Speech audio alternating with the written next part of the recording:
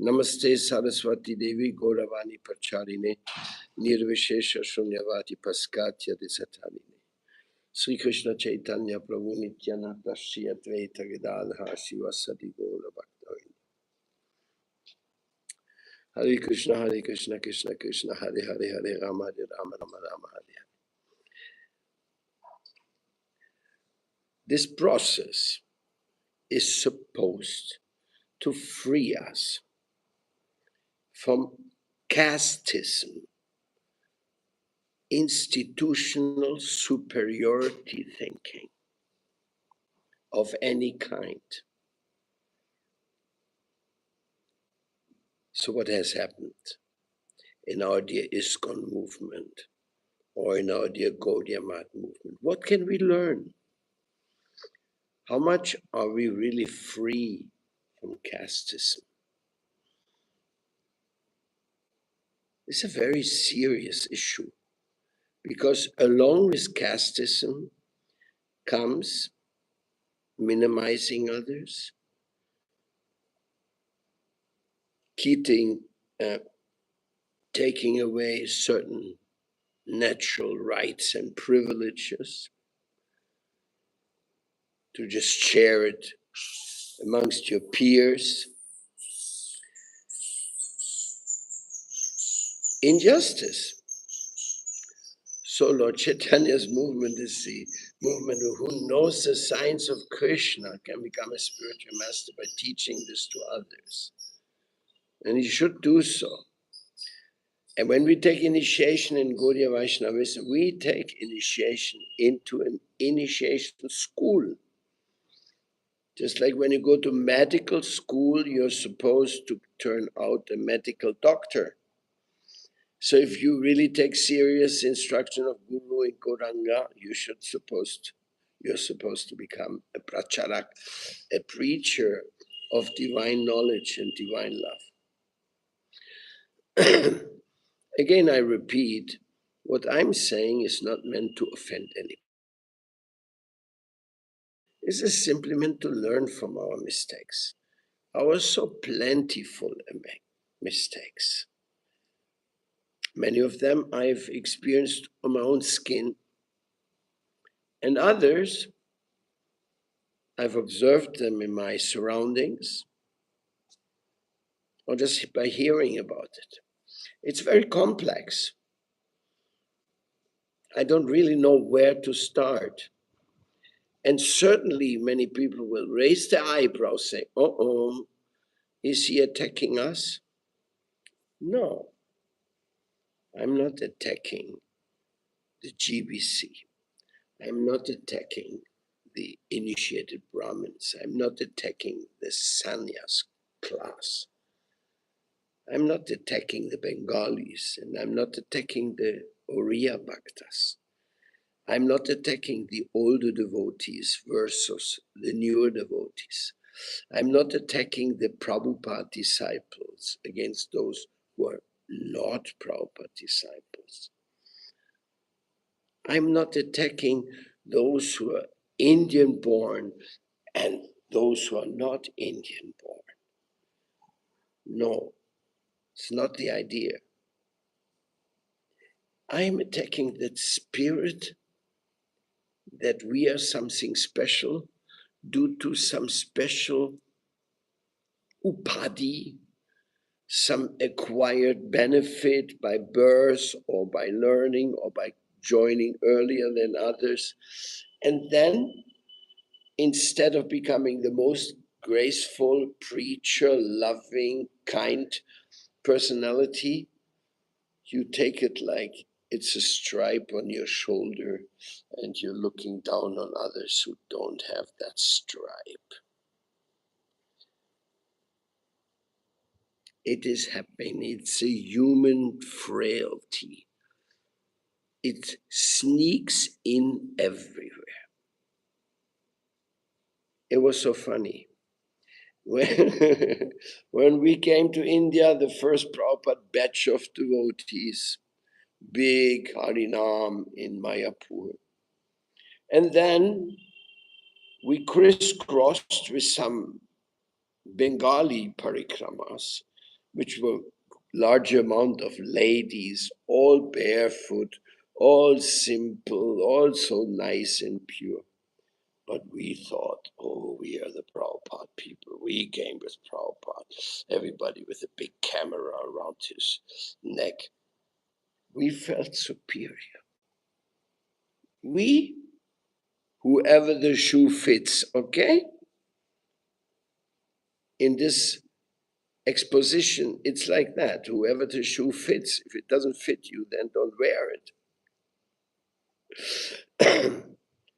And then the Bengali devotees, not the simple ones on parikrama, but the brahmacharis and the Gaudiya Math centers, they reacted very similar. They said, oh, who are these Western devotees? These Westerners, they are so uncultured. They don't know the achar of Krishna consciousness. They eat with their left hand. Tell you one story from Srila Srila Maharaj. One devotee approached him and he said, I brought you a book. So he opened his bag. And in this bag was his shoes. And there was a book which he got.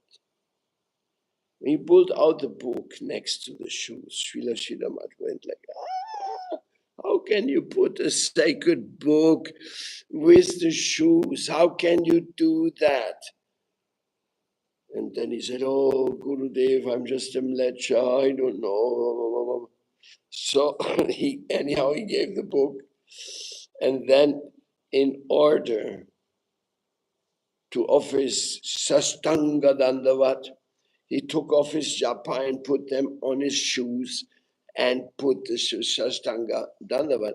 And Srila Srila Maharaj saw his japa and his shoes, and he again went, oh, no, you're learning nothing.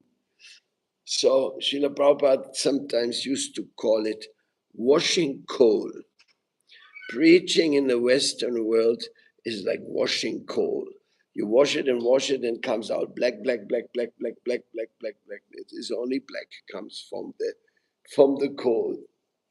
So it's a human conditioning that one always wants to feel, I belong to the best clan, my clan. And that is the same spirit of Ami Guru, Jagat Guru. Of course, Guru has to be Jagat Guru, because if he's not teaching something which is valid within the universe, then he's not a guru. That what the gurus teach is universal knowledge. So, but if you think my guru is Jagat Guru, contrary to the other gurus of the others, then it's nonsense.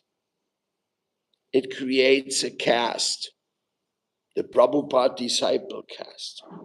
As a matter of fact, that caste was created.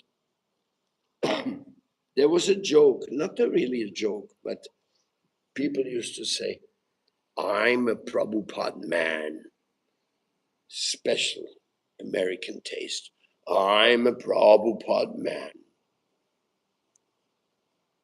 And then it ended up like, I am Prabhupada man. That's because I have a connection with Prabhupada, I am that higher. And it went on. Later it says, I'm a Narayan Maharaj man. If you're not with Narayan Maharaj. People preach to me heavily, almost nastily, when I was serving Srila Bhakti Pramod Puri Maharaj, who was the then president of the Vaishnava Association. They used to come to me, why don't you join Narayan Maharaj? He is the one we have to follow now, like Prabhupada now. We have to all follow Narayan Maharaj. They were preaching like in a sectarian spirit. Even though I was serving Puri Maharaj, who is a generation senior to Narayan Maharaj. It's our immaturity. What to speak of Chaitanya Math and Gaudiya mission, if they talk to each other, it's a miracle, the leaders. But it is also something I heard, that the Ramanujas and the Madhvas, they didn't speak to each other for 200 years. I was in an Acharya meeting in South India where there were Ramanuja Acharyas, Madhvacharyas. So that Acharya meeting went beyond that sectarianism of the past, and let's come to our senses. We have common interests, we have common goals. So if we are too much casteistic, smarta Brahmana caste or whatever caste, then we will always exclude others. And often that happens in a mission. The ones who belong to our mission, that's the real guys. Those others, there are some, who knows. Maybe a little Mayavadi, maybe a little this, maybe a little Sahaja, maybe a little who knows. But a little different. There was a book published in ISKCON, Preparation for the Devotees. And it said, if you want to become an ISKCON member, you can never take any diksha or association from Gaudiya Math. Wait a second. Aren't we a Gaudiya Math also? Isn't that logo in front of Mayapur gate, isn't that the Gaudiya Math logo? And if we are the same logo and we chant the same mantra and we read the same books and we worship the same Guru Parampara, aren't we a family? So if I'm training up my devotees, you can never associate with these people who are not within the framework of an institution. I'm spoiling them. I'm teaching them Vaishnava Aparat. And they will teach it to others. You know how it goes. And it's almost funny, no? Aranya Maharaj was telling me when he's doing Harinam with Goni Tai in front of Rupa Nuga Bhajan Ashram here in Vrindavan. Everybody walks by, everybody offers obeisance to Goni Tai and to the singing devotees. Some look at the book, and then somebody comes from ISKCON. And don't look right, don't look left, just go straight. Danger, danger.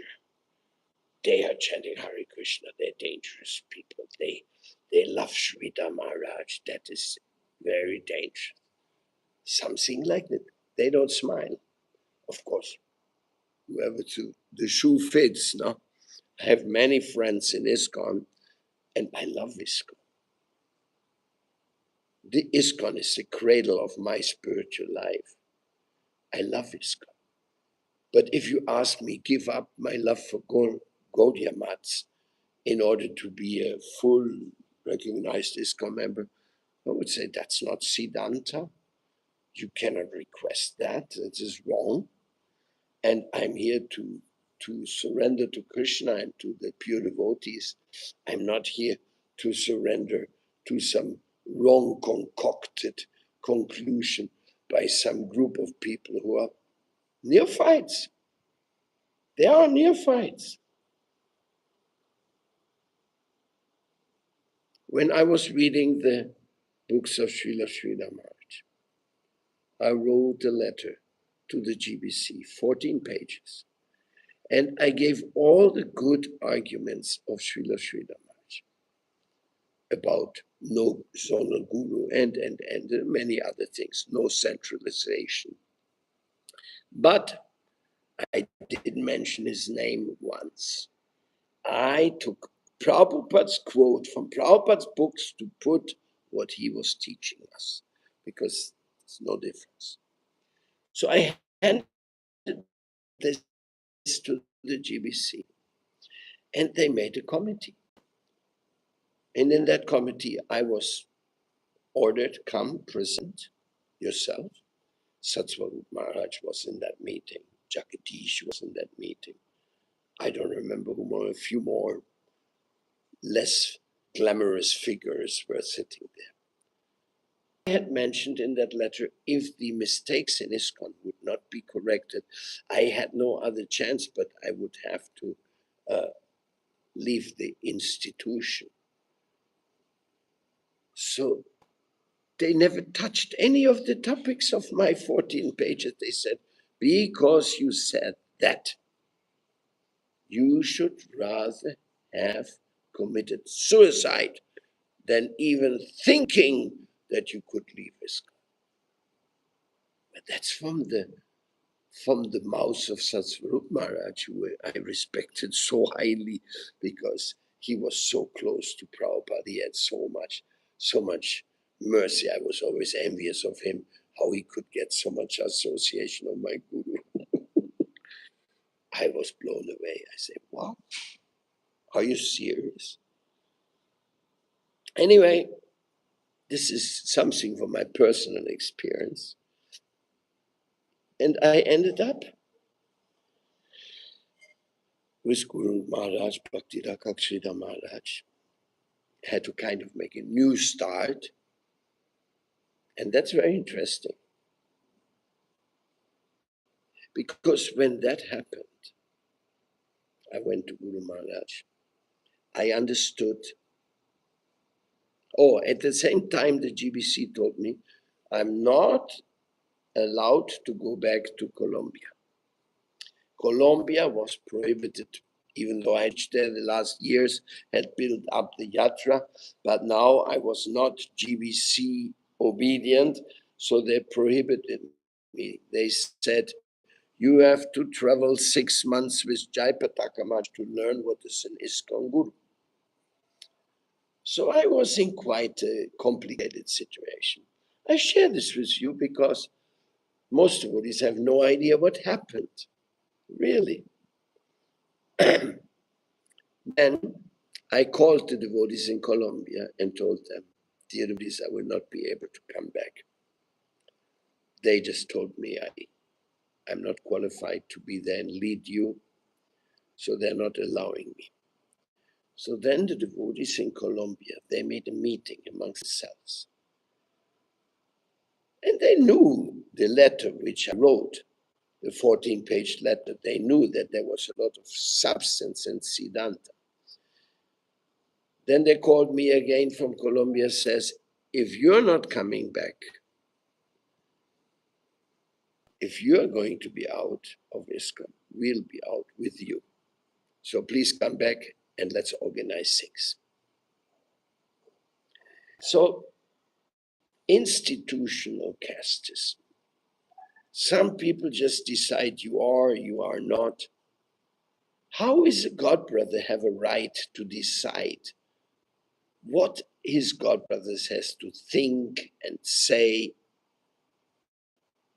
That is not bona fide.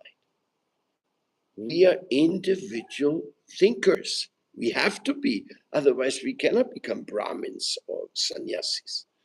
Bhaktivinoda Thakur in the Bhagavad, he wrote, each and everyone has to go to Badrik Ashram and knock at that door and ask for some illumination for his own spiritual growth. That is necessary. So that is basically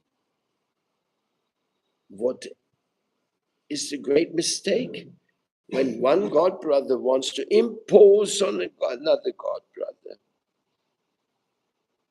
what is his conclusion? Which the godbrother may not share at all. And that's what happened. That's why they split. Prabhupada Nugas, then the different groups which started developing. That's a long time before Madhu Pandit. This is happening there. Anyway, then we went to Srila Sridhar Maharaj, and then we got another caste. We thought those who went to Srila Sridhar Maharaj, we are the ones who really have it. Another casteism came in. You don't believe me? I faced that. Because my heart is a Prabhupada educated devotee. And though I love my sannyas and Shiksha Guru, he's really the most wonderful poetic Vaishnava. But for technical procedures of how to preach Krishna consciousness in the West, he told me personally, your Prabhupada already told you what you have to do. I don't have to add anything. So in this way, I knew we were not better. We just were lucky that we had that connection. But that's exactly why the group of those who followed Srila Sridhar Maharaj, they fell apart after he left the world. They divided in so many ways. So, meaning there was no institutional solution coming from Sri Chaitanya Gaudiya Math. There was no institutional solution from Gaudiya Vedanta Samiti. There was no institutional solution from Gopinath Gaudiya Math. And there was surely no institutional solution from ISKCON. So, what can we learn from that? That we all have the same right and duty to give to others what we received from our spiritual master to our full heart's content. You see, any driver, any pilot, he has the steering wheel in his hands, and his certainty, his security, his dedication makes the passengers reach safely to the other destination. So consider a devotional temple president or sannyasi. Yeah, okay, you're a driver of a vehicle, and maybe some people are inside and they want to follow you because they see you're doing a good job. But you can't tell anybody, you got to go on my car. I'm the one on the steering wheel. Wait a second. Everybody can make a driver's license. And everybody who's driving a car has the same responsibility for the people inside the car and his own life and the people outside. You know, it's dangerous to drive. So that is the nature of Krishna consciousness. We have to take more responsibility. Institutions, they take away responsibility. And very often those people start sneaking up into the institutions who are just interested in the financial facilities which are provided by a solid, strong institution. So they are more interested in that than in the ideal on which the institution was founded. And for sure, they are not so concerned with what the founder actually felt, how he loved and trusted each and every one of his children. So it is so wrong to think that this or that person must do what I say. There's no justification or no record in history of that. The Vaishnava history is that one inspires the other. Shiksha is transmitted, Shiksha is realized, and Shiksha enters into books, granthas, and like that. And if there were debates, yeah, maybe there were some debates. Vaishnavas also had some things, maybe different opinions. But there's not a thing, you got to do what I say because I'm in that position because I got voted in by some group of people. It doesn't fit together. And coming back to the GBC, it was not meant to be like that. That wasn't Srila Prabhupada's design at all. The Guru issue is another issue. The GBC issue, that the GBC was supposed to be voted in by 5 temple presidents who he worked with, to represent those 5 temples within the greater platform of the movement, and to bring the news from the movement to the 5 temples. And the only one who could remove a GBC were the 5 temple presidents. If they were dissatisfied with him, they could vote another one of them to be the GBC. That is a total different structure today. You cannot even get anybody to talk about this. So Prabhupada, he was strictly against centralization and strictly against imposition and strictly against unfriendliness. Now, here's another point we have to learn. Devotees don't get along with each other very frequently. Why? Why devotees are not getting along with each other? If they're all sadhus, they all want to serve Krishna. Why do they crush so often? And the answer is very simple. Because Krishna wants them to split into different groups and spread Krishna consciousness everywhere. If they would all look at each other's eyes and fall in love and say, oh, dear Prabhu, I never want to live without you, then maybe we have a group of 10,000 devotees and nobody's preaching elsewhere. So Krishna is throwing in some some gunpowder. Bang! Best example is the example of Panchadevita Swami. He was a young brahmachari and he came to Calcutta Mat. And there were few sannyasis, famous sannyasis, I won't mention their name. And they were like harsh guys.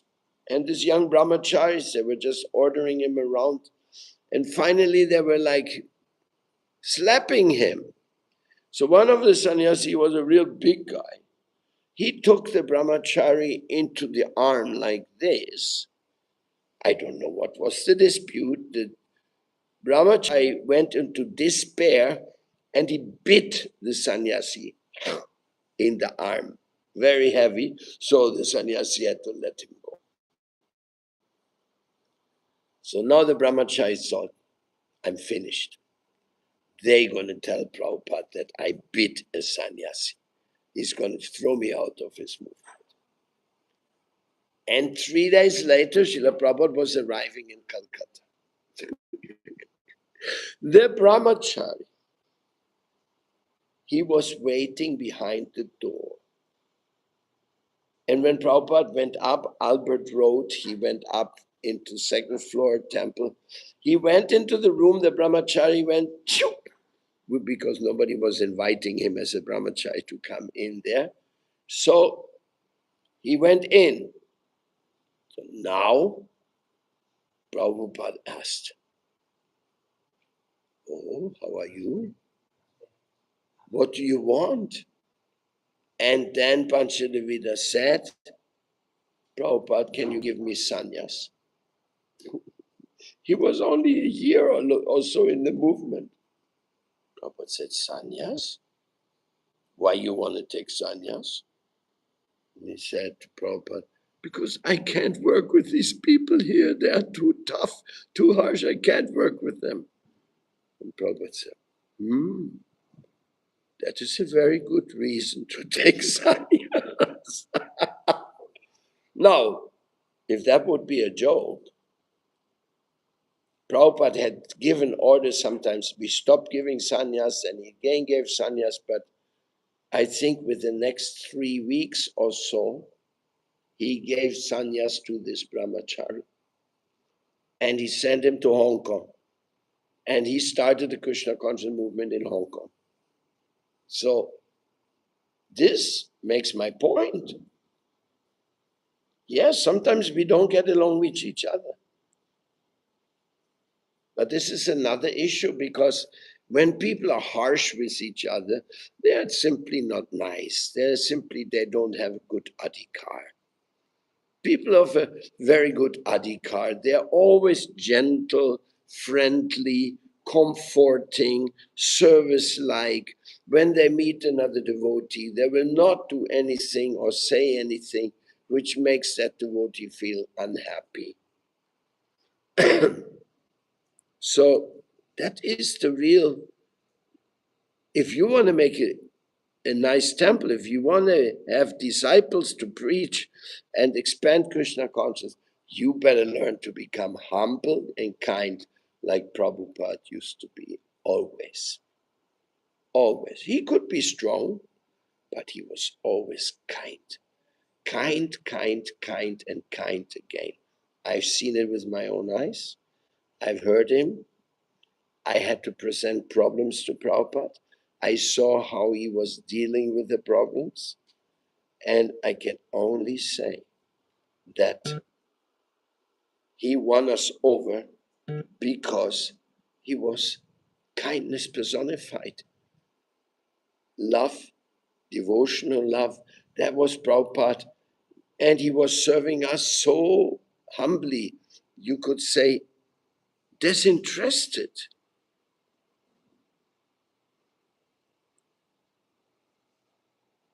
That's why we ran after him. Some of us hardly knew his philosophy, but he had captured us by his kindness. And you know what was his kindness? He considered us part of his family. He didn't make us feel that we are simply a little worthless people. No, he was saying, these young boys and girls have come to help me to spread Krishna consciousness. Such thing he used to say. So let's spread Krishna consciousness, be friendly with each other unconditionally, and be even more friendly with people from other missions. And if you had a bad relationship with somebody in the past, then when he comes to your temple, give him a bigger plate of prasada, so he can see that you hold no grudges. You're sorry for anything. If there was any unhappy feelings in the past, the Vishwa Vaishnava Rajsabha is the message of love. Amongst all Vaishnava, we have many common causes to look for, to look after. And we need each and every one of us. Because according to Chaitanya Mahaprabhu, every town and village of the world should get Krishna, wasn't it?